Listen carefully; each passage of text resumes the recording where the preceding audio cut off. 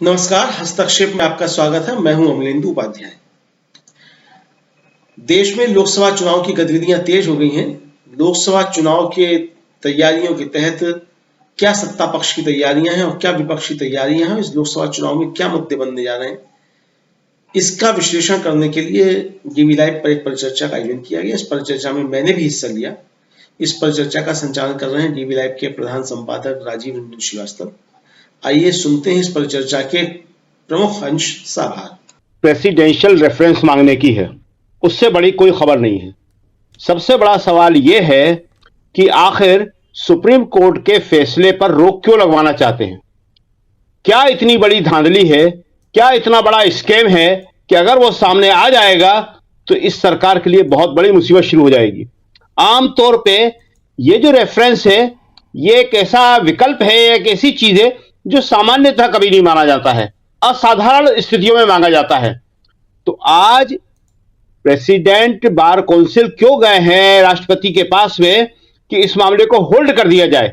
इसका मतलब कि मामला जितना ऊपर से दिख रहा है उससे कहीं बहुत ज्यादा गंभीर है। ये देखिए, एक बात बहुत जरूरी है समझने की कि जब एक चुनाव आयुक्त ने इस्तीफा दिया था, गोयल साहब ने, तब हमने लिखा था कि अब केवल एक सदस्यीय चुनाव आयोग बचा हुआ है और ऐसी स्थिति में चुनाव की विश्वसनीयता बनाए रखने के लिए सुप्रीम कोर्ट की निगरानी में चुनाव होना चाहिए।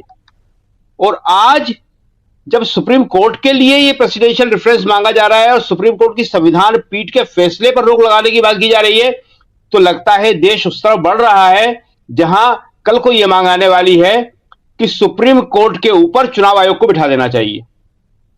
फैसले अब चुनाव आयोग करेगा, सुप्रीम कोर्ट का कोई महत्व नहीं रहेगा। देश में यह पहली बार हो रहा है। इससे पहले हमारा सुप्रीम कोर्ट या न्यायपालिका इतनी मजबूत थी कि उस पर कोई सवाल उठाना तो दूर की बात है, पूरी दुनिया उसकी बहादुरी को, उसके विवेक को, उसके फैसलों का सम्मान करती थी।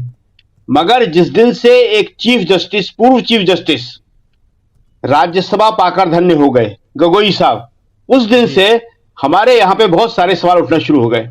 और अभी गंगोपाध्याय जी, पश्चिम बंगाल के जज साहब, आज बैठे थे न्यायपीठ के ऊपर और अगले दिन चले गए बीजेपी का पटका पहनने के लिए।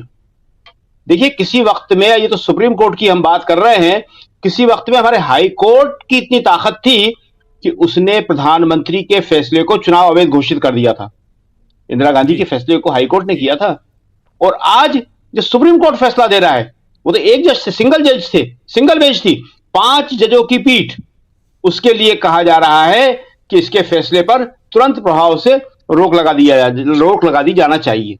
तो आज देश में जो कहा जाता था, या जो खड़गे जी ने कहा था कि लोकतंत्र पर बहुत गंभीर संकट है, ये चुनाव आखिरी है, वो सच करीब करीब सामने आ गया है।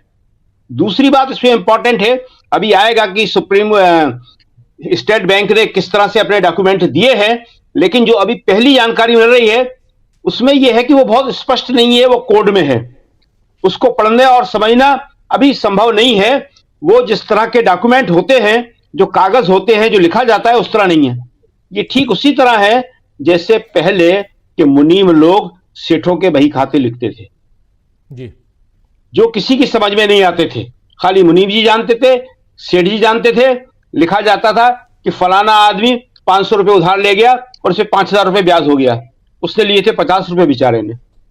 जब इस मामले में इनकम टैक्स ने बड़ी कड़ी डांट फटकार लगाई कि अब इस तरह के बही खाते नहीं लिखे जा सकते हैं, इसको अकाउंटेंट लिखेंगे, तब से उस स्थिति में सुधार आया है।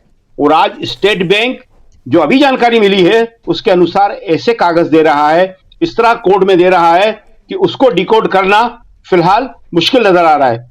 तो संकट बहुत गहरा है और वो स्थिति ठीक चुनाव से पहले आ चुकी है, जब इस बात को सब समझ रहे हैं कि ये आखिरी चुनाव होने जा रहा है।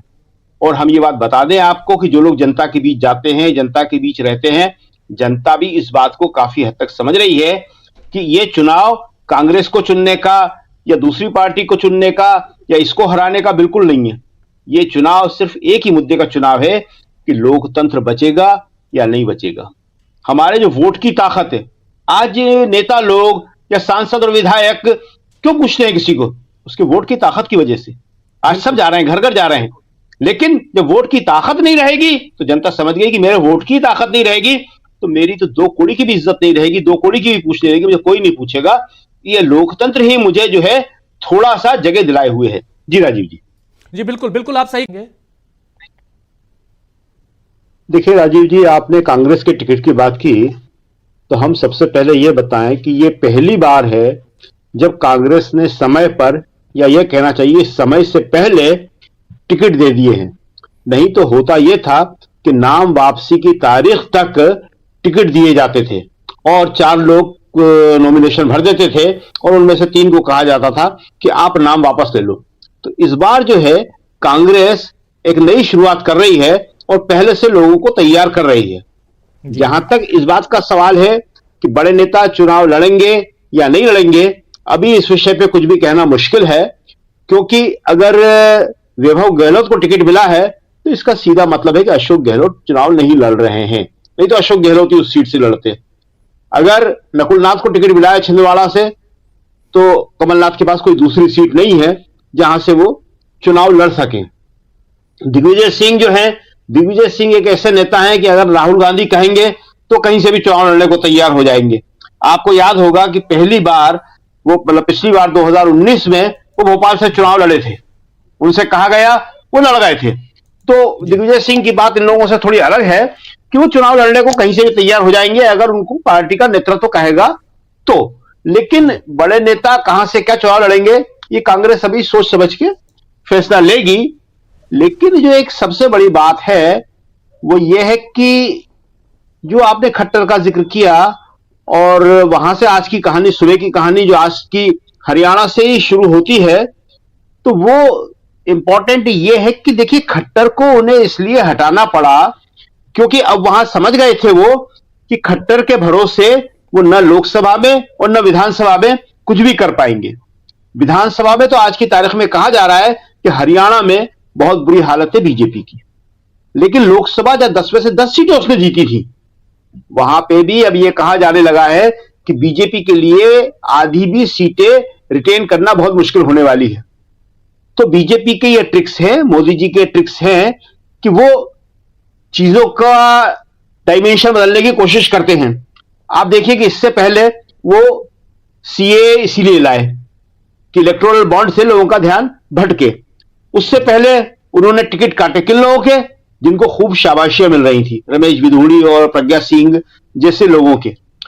तो ये चीजें जो है ये संकेत दे रही है कि ग्राउंड पे जो है वो बदलाव दिखने लगा है और बीजेपी इसको भांप गई है, उसे स्मेल आने लगी है कि ग्राउंड पे चाहे हम 400 पार की बात करें, चाहे तीसरा टर्म की बात करें, या चाहे ये कहें कि चौथी बार में ये करूंगा, 5वीं बार में ये कहूंगा, अब असर होते हुए नहीं दिख रहा है। तो अब वो अपनी हर ट्रिक को आजमाने की कोशिश करेंगे और उनके पास एक जो सबसे बड़ी समस्या है कि ले दे के एक ही उनके तरकश में तीर बचा हुआ है, बार बार उसी को वो चमकाते हैं, ज्यादा नुकीला करते हैं, और वो है पोलराइजेशन का, ध्रुवीकरण का। मोदी जी के पास इसके अलावा और कोई भी दांव नहीं है। जब लोगों ने नौकरी मांगी और राहुल गांधी ने कह दिया, बहुत बड़ी बात कही राहुल गांधी ने, कि सरकार बनते ही पहले दस्तखत से 30 लाख नौकरियां दे दूंगा, या कांग्रेस दे देगी या इंडिया दे देगी, जो भी। राहुल कभी ऐसी बात नहीं करते कि मैं दूंगा, और सही बात भी है, जो भी है देवीलाल ऐसी बातें करते थे तो दे देंगे। तो 30 लाख नौकरियों में आप समझिए कि करीब करीब 8-10 लाख नौकरी जो है वो आरक्षित है, पिछड़े की, आदिवासी की और दलित की। और ये वो लोग हैं जिनकी दम पे 2014 और 2019 मोदी जी जीते हैं और 2024 जीतने की कोशिश कर रहे हैं। उन्हीं लोगों को ज्यादा नशा कराया जा रहा है, ध्रुवीकरण का, सांप्रदायिकता का, नफरत का, विभाजन का, और वही लोग सबसे आगे जाके मोदी मोदी करते हैं। लेकिन उनकी पिछली 2 या 3 पीढ़ियां सरकारी नौकरी नहीं पाई होती तो आज ये लड़के जो है इस स्थिति में नहीं होते कि बिना कामकाज के सड़कों पे निकलकर नारे लगाते। जी देखिए राहुल गांधी हर सभा में पूछ रहे हैं, वो पत्रकारों से डायरेक्ट पूछ रहे हैं, बड़ा रिस्की काम है ये कि जाति और पत्रकार बिफर जाते हैं, ठीक है, लेकिन एक भी पत्रकार ये जवाब नहीं दे पाता कि मीडिया में दलित कितने हैं, आदिवासी कितने हैं और पिछड़े कितने हैं। क्यों? क्योंकि प्राइवेट सेक्टर में है ही नहीं। जी सरकारी नौकरियों में आरक्षण की वजह से ये सारे लोग हैं और उसी की वजह से आज ये एक समर्थ स्थिति में हुए हैं, एक सामाजिक न्याय पाने की स्थिति में हुए हैं। प्राइवेट में कहीं नहीं है।